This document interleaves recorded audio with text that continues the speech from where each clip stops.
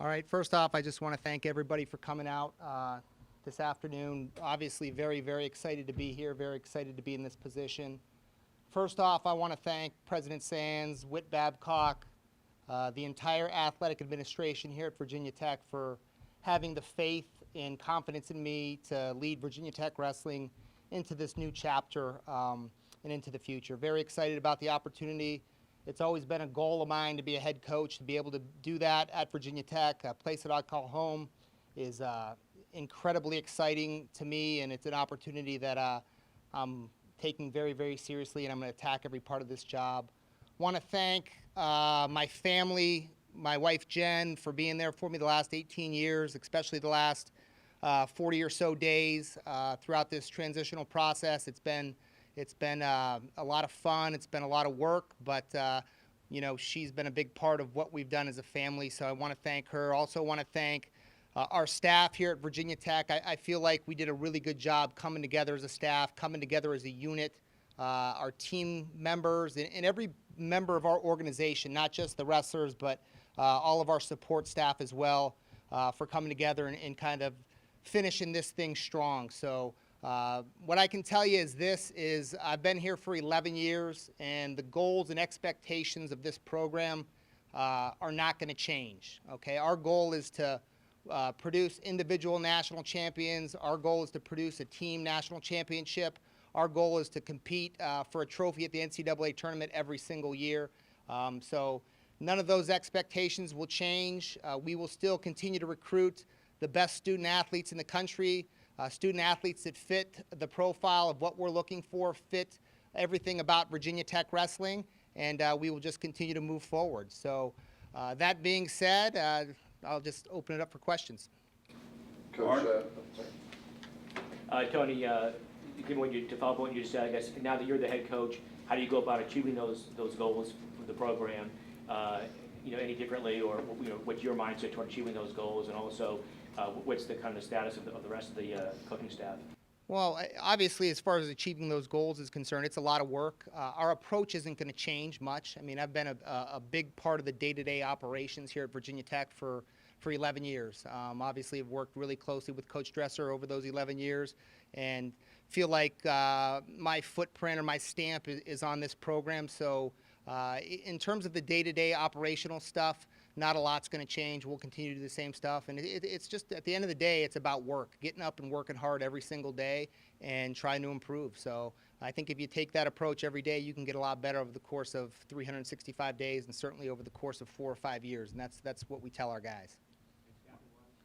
Staffing-wise, obviously that's a fluid situation. I can tell you that someone who was not a head coach for the last 11 years, I understand the value of having a great staff. So we've had great staff members here over the course of those years. So this is a great place to work, a great place to be. The program's in a good spot right now. It's very strong. So I feel really good about the staff that I'll be able to put together.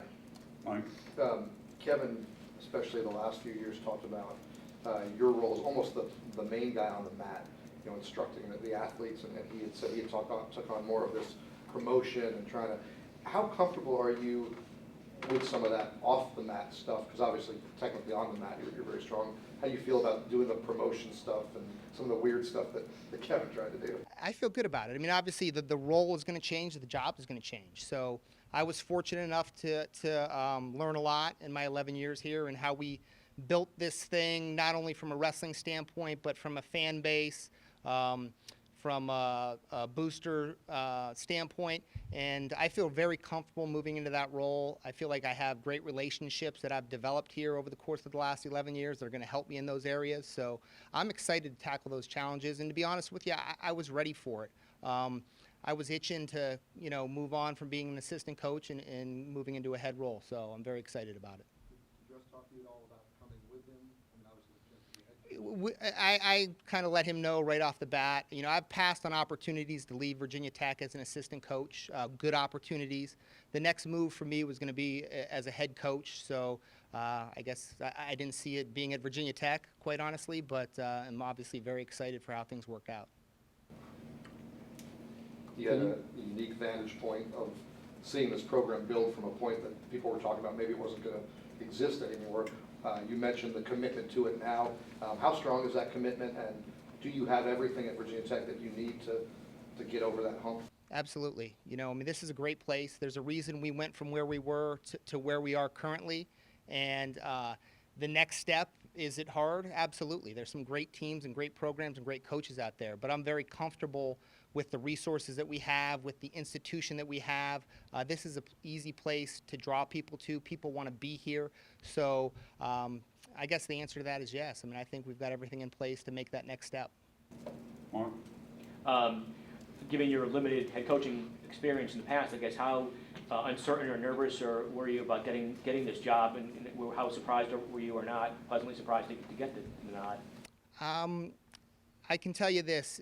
For the last 40 days since Coach Dresser left to go to Iowa State, my focus was squarely on our student athletes, 100%, and getting them to where they needed to be and helping them achieve their goals. So this has all moved very fast, and I haven't had a whole lot of time to process that part of it. All I can tell you is that this is a tremendous opportunity and one that I am very, very excited about. Will? Tony, can you tell us what the process was that you became head coach? When did you officially put your hat in the ring? Did you go to Whit? Did he come to you? Kind of walk us. Like I said, I mean, mostly my focus was on the guys on the team. We had a couple conversations with Whit. Whit and Desiree can probably expand more on how that whole thing played out and how the process played out. What was that like the transition of, I mean, you're obviously with these guys, so you know what they need to be doing to get ready for championships, but all of a sudden you're the head coach. And did Dresser express any interest in finishing out this year and then going, or that wasn't on the table? You know, that would be a question for Coach Dresser, I guess. What I can tell you is when I moved into the role as interim head coach, it was just, I was excited for the challenge, to be honest with you. I was ready to lead this team and excited about being able to work with our guys and move through the postseason. And I felt like we did a pretty good job. And we won an ACC championship by, I think, 30 points. Had 5 All-Americans at the NCAA tournament, had a 6th place finish. So we had a lot of really good things happen here in the recent past. In the back, John? Coach, can you discuss recruiting philosophy? Will any of that change? Obviously, you've been here a while, but you have strong ties to Pennsylvania, which is a wrestling hotbed as well. No, not a lot's going to change. I mean, we're going to look for, we'll go anywhere in the country to get the guys that we want and the guys that we feel like fit into our program, both athletically, academically, and from a character standpoint. We're pretty fortunate, and one of the reasons that I came to Virginia Tech 11 years ago was just because I saw the potential here. You know, geographically, we're pretty close to Pennsylvania, New Jersey, Ohio. Those are all tremendous hotbeds for the sport of wrestling. I think if you look at our results over the course of the last 11 years and look at the guys who are All-Americans for us, we've done a really good job plucking some of the best kids from those states and then also getting the very best kids in the state of Virginia. So from a philosophical standpoint, that's how we'll approach it. We want the best kids in the state of Virginia, but we're also willing to go wherever we have to go to get guys that are the kind of kids that we want, the kind of kids that we think can win national championships and are great student athletes here at Virginia Tech. Mark? Obviously, you did interview for this job, so when you're interviewing for the job and you walk away from the interview, are you thinking, gee, I think given the state of the program and how I've helped build this, I'm pretty confident I got a good shot at this? Or are you thinking, geez, given the state of the program and how I built this, you know, there may be some pretty good top 25 type head coaches already out there that may want this job, and I may not have a chance at it. What was kind of your confidence level? All I can tell you is I have a lot of confidence in my ability to do this job, and that has not wavered one bit throughout this whole process. So I was very confident the whole time. It was out of my hands. My goal was just to go in and present myself to the best of my ability and see where things landed.